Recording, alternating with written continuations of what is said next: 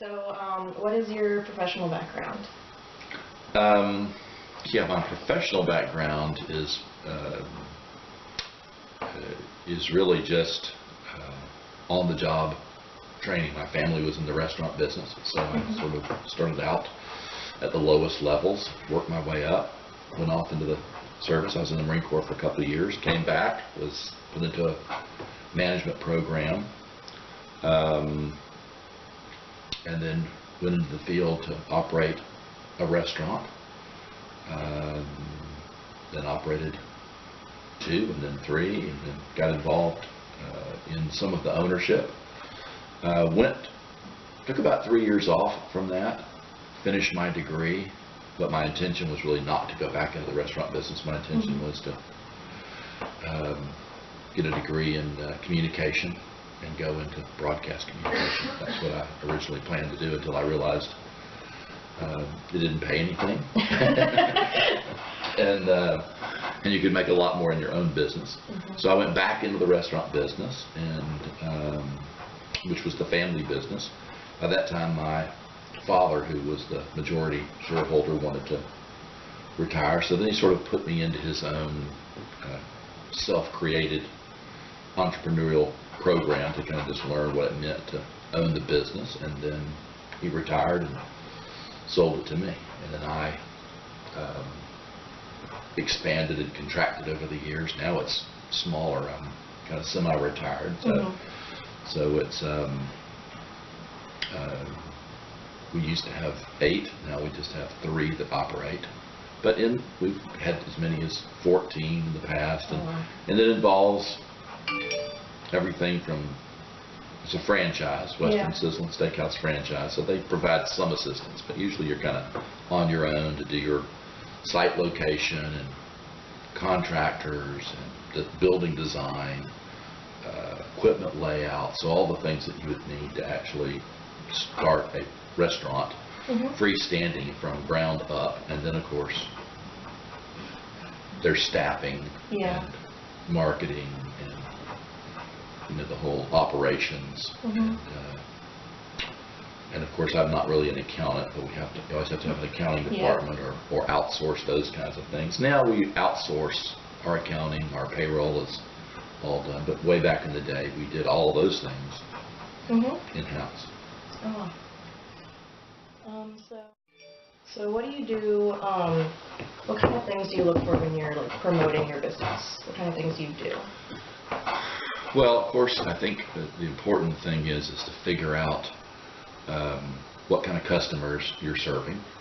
Again, I think I'll use restaurants as the only thing I have really good expertise in. Is, if I was going into a restaurant, I would want to know, what is it, an older group, is it a younger group, what's the demographics, what's their income level, what can they afford to pay, what do they,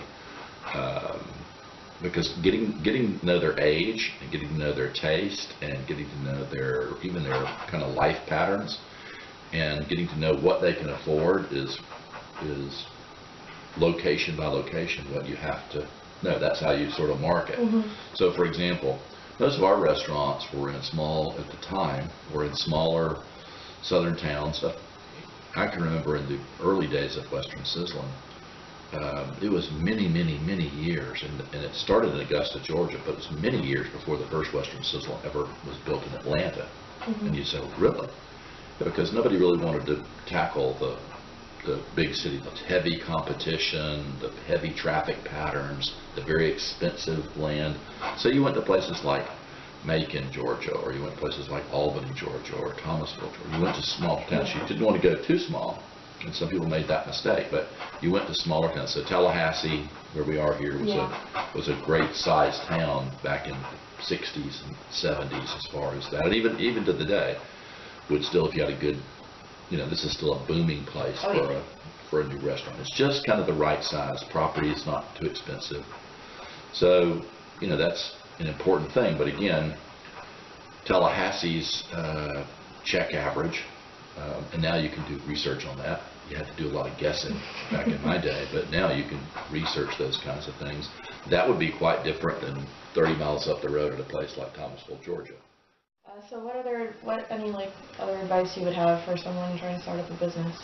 Well, I think I would, if I was thinking of being in food service, I would make myself work in food service 2, 3, 4, 5 years. I would work under other people and learn their mistakes, learn their advantages, even if they weren't mentoring you or anything. You can learn a lot by observation. Really get in with a company, get into their management program. You're going to not learn as much. You can make better money, say, waiting on tables as a server, but you're not going to learn all the aspects of the business. Yeah. You can be a hostess, you can be a cashier, you can be a cook. You can do all these different individual jobs, and those are great starting points. But I would find a business that was growing and basically said, look, if you work for me and you're faithful and you come to work and you learn stuff, you're going to kind of slowly move up, and then move up in that company. Not because you want to own one of those particular restaurants, but that's the best way to learn all the different aspects of restaurants, because the restaurant business is not just marketing and not just site location and not just putting together a business plan, but it's human, a lot of human relations. You necessarily have to have a lot of employees, and employees have issues, and you have to be sensitive to that. Because good employees, even fairly good employees, are very hard to find. And so when you have them, you want to really keep them, work on retaining them. And the best way to retain them is to respect them and care about what's going on in their lives. But at the same time, if you let the business be run by the employees, it's not going to be successful. It has to be managed, and so you want to have people that can be managed, but you have to be the one to do that. Then on top of that, there's all kinds of other aspects to the restaurant business, like long hours and hard work, and people like to eat on the weekends, for example. So you have to like to work on the weekends. Yeah. And most people don't like to work on the weekends. Most people like to have, but there's not very many successful restaurants that open on Monday and close Friday at 5 o'clock. That's a whole different type of animal. So those are just some of the things that you have to kind of consider. And those are things that you will learn if you spend a few years, going up in a restaurant. A person who starts a restaurant and they're still like in their 20s, wow, unless they've been doing it since they were 15 or 16, that doesn't seem the wisest use of their money. In other words, because probably what's going to happen is they're going to invest their money or their parents' money or their uncle's money or their lottery winnings or whatever, and what they're going to learn is a lot of things the hard way.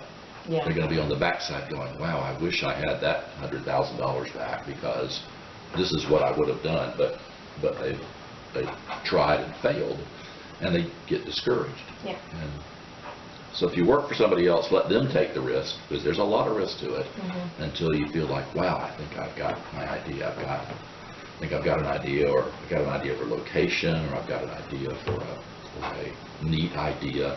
And you can just kind of develop that in your mind and in your computer and just kind of keep that to it if you've got a particular thing.